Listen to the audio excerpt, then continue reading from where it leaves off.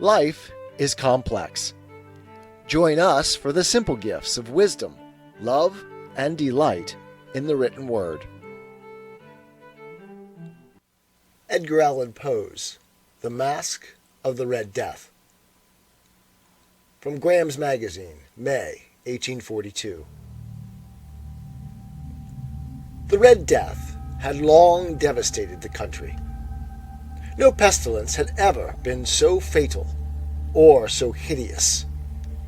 Blood was its avatar and its seal, the redness and the horror of blood. There were sharp pains and sudden dizziness, and then profuse bleeding at the pores with dissolution. The scarlet stains upon the body, and especially upon the face of the victim, were the pest ban which shut him out from the aid and from the sympathy of his fellow men. And the whole seizure, progress, and termination of the disease were the incidents of half an hour. But the Prince Prospero was happy and dauntless and sagacious. When his dominions were half depopulated, he summoned to his presence 1,000 hale and light-hearted friends from among the knights and dames of his court, and with these retired to the deep seclusion of one of his castellated abbeys.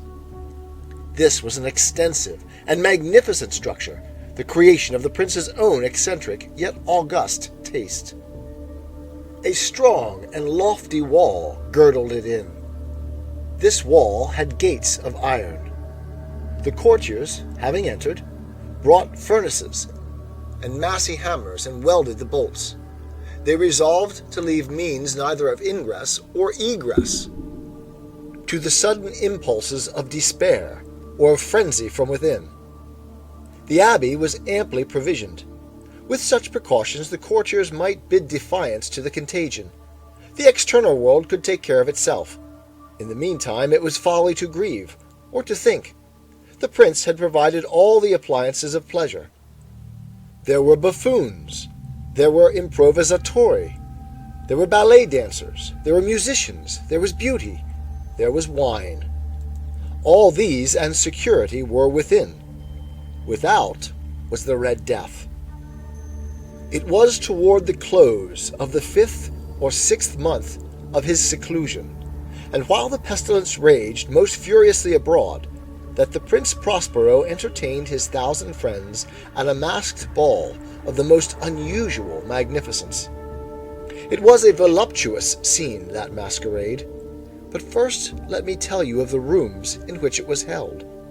There were 7, an imperial suite. In many palaces, however, such suites form a long and straight vista, while the folding doors slide back nearly to the walls on either hand, so that the view of the whole extent is scarcely impeded.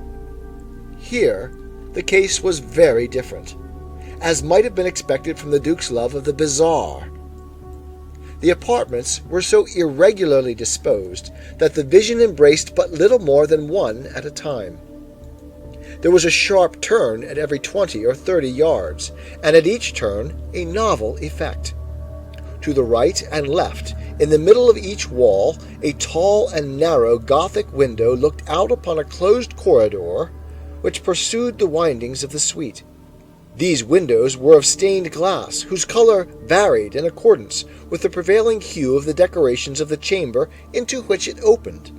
That at the eastern extremity was hung, for example, in blue, and vividly blue were its windows. The second chamber was purple in its ornaments and tapestries, and here the panes were purple. The third was green throughout, and so were the casements. The fourth was furnished and lighted with orange, the 5th with white, the 6th with violet. The 7th apartment was closely shrouded in black velvet tapestries that hung all over the ceiling and down the walls, falling in heavy folds upon a carpet of the same material and hue. But in this chamber only the color of the windows failed to correspond with the decorations.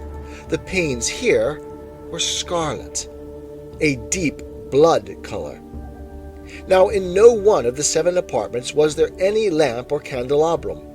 Amid the profusion of golden ornaments that lay scattered to and fro or depended from the roof, There was no light of any kind emanating from lamp or candle within the suite of chambers. But in the corridors that followed the suite there stood, opposite to each window, a heavy tripod, bearing a brazier of fire that projected its rays through the tinted glass, and so glaringly illumined the room. And thus were produced a multitude of gaudy and fantastic appearances.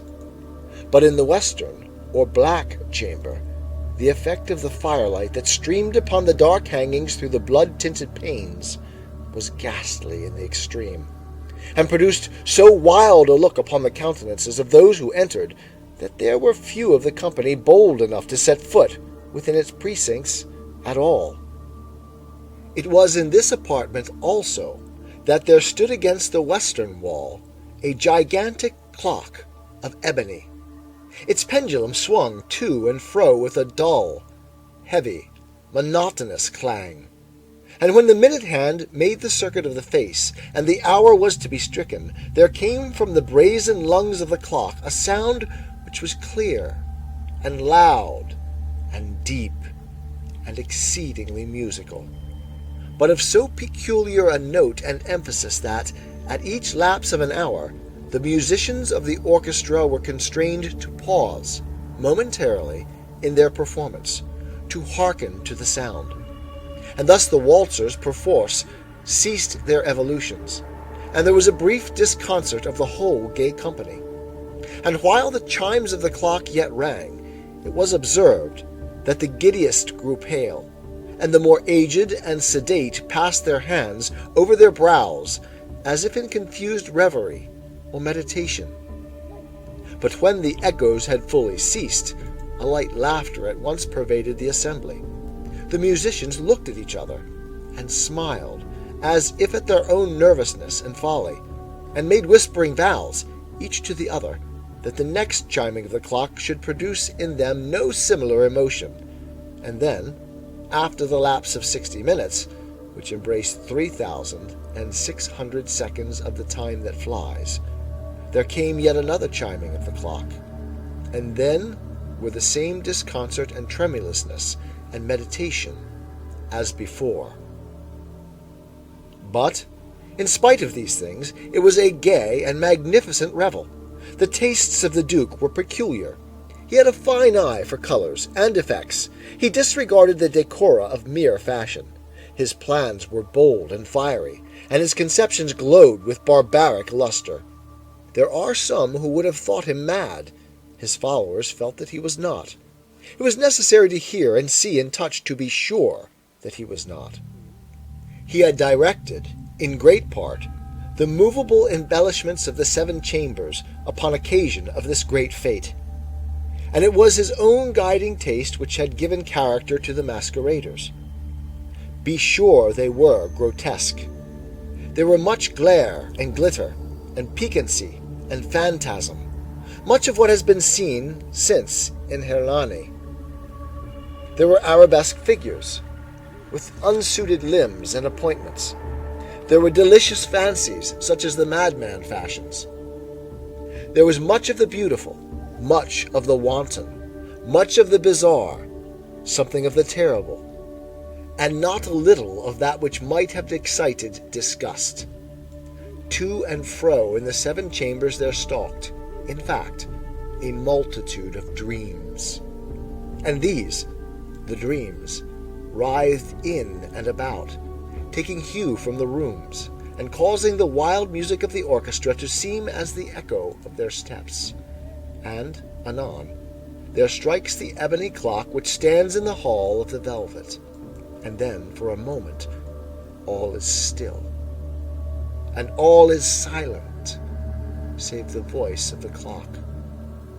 The dreams are stiff frozen as they stand, but the echoes of the chime die away. They have endured but an instant, and a light, half-subdued laughter floats after them as they depart. And now again the music swells, and the dreams live, and writhe to and fro more merrily than ever, taking hue from the many-tinted windows through which stream the rays from the tripods. But to the chamber which lies most westwardly of the 7, there are now none of the maskers who venture, For the night is waning away, and there flows a ruddier light through the blood-colored panes, and the blackness of the sable drapery appalls. And to him whose foot falls upon the sable carpet, there comes from the near clock of ebony a muffled peal more solemnly emphatic than any which reaches their ears who indulge in the more remote gaieties of the other apartments. But these other apartments were densely crowded, and in them beat feverishly the heart of life, and the revel went whirlingly on, until at length there commenced the sounding of midnight upon the clock. And then the music ceased, as I have told, and the evolutions of the waltzers were quieted, and there was an uneasy cessation of all things as before. But now there were 12 strokes to be sounded by the bell of the clock, and thus it happened, perhaps, that more of thought crept with more of time into the meditations of the thoughtful among those who revelled, and thus, too, it happened, perhaps, that before the last echoes of the last chime had utterly sunk into silence, there were many individuals in the crowd who had found leisure to become aware of the presence of a masked figure, which had arrested the attention of no single individual before. And the rumor of this new presence having spread itself whisperingly around, there arose at length from the whole company a buzz, or murmur, expressive of disapprobation and surprise, then, finally, of terror, of horror, and of disgust. In an assembly of phantasms such as I have painted, it may well be supposed that no ordinary appearance could have excited such sensation. In truth, the masquerade license of the night was nearly unlimited, but the figure in question had out-Heroded Herod, and gone beyond the bounds of even the prince's indefinite decorum. There are chords in the heart of the most reckless which cannot be touched without emotion. Even with the utterly lost, to whom life and death are equally jests, there are matters of which no jest can be made. The whole company, indeed, seemed now deeply to feel that in the costume and bearing of the stranger neither wit nor propriety existed. The figure was tall and gaunt, and shrouded from head to foot in the habiliments of the grave. The mask which concealed the visage was made so nearly to resemble the countenance of a stiffened corpse that the closest scrutiny must have had difficulty in detecting the cheat. And yet all this might have been endured, if not approved, by the mad revellers around. But the mummer had gone so far to assume the type of the Red Death. His vesture was dabbled in blood, and his broad brow, with all the features of the face, was besprinkled with the scarlet horror. When the eyes of Prince Prospero fell upon this spectral image, which, with a slow and solemn movement, as if more fully to sustain its role, stalked to and fro among the waltzers, he was seen to be convulsed, in the first moment with a strong shudder either of terror or distaste, but in the next his brow reddened with rage. "Who dares," he demanded hoarsely of the courtiers who stood near him, "who dares insult us with this blasphemous mockery? Seize him and unmask him, that we may know whom we have to hang at sunrise from the battlements." It was in the eastern or blue chamber in which stood the Prince Prospero as he uttered these words. They rang throughout the 7 rooms loudly and clearly, for the prince was a bold and robust man, and the music had become hushed at the waving of his hand. It was in the blue room, where stood the prince, with a group of pale courtiers by his side. At first, as he spoke, There was a slight rushing movement of this group in the direction of the intruder, who at the moment was also near at hand, and now, with deliberate and stately step, made closer approach to the speaker. But from a certain nameless awe with which the mad assumptions of the mummer had inspired the whole party, there were found none who put forth hand to seize him, so that, unimpeded, he passed within a yard of the prince's person, and while the vast assembly, as if with one impulse, shrank from the centers of the rooms to the walls, he made his way uninterruptedly, but with the same solemn and measured step which had distinguished him from the first, through the blue chamber to the purple, through the purple to the green, through the green to the orange, through this again to the white, and even thence to the violet, ere a decided movement had been made to arrest him.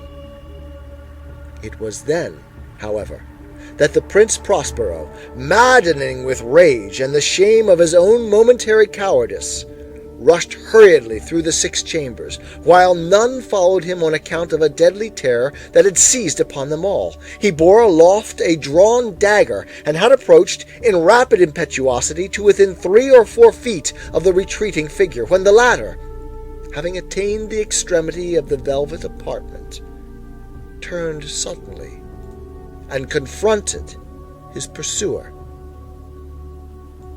There was a sharp cry, and the dagger dropped gleaming upon the sable carpet, upon which, instantly afterwards, fell prostrate in death the Prince Prospero. Then, summoning the wild courage of despair, a throng of the revelers at once threw themselves into the black apartment, and seizing the mummer, whose tall figure stood erect and motionless within the shadow of the ebony clock, gasped in unutterable horror at finding the grave cerements and corpse-like mask which they handled with so violent a rudeness untenanted by any tangible form. And now was acknowledged the presence of the Red Death. He had come like a thief in the night, and one by one dropped the revelers in the blood-bedewed halls of their revel, and died each in the despairing posture of his fall. And the life of the ebony clock went out with that of the last of the gay, and the flames of the tripods expired, and darkness and decay and the Red Death held illimitable dominion over all.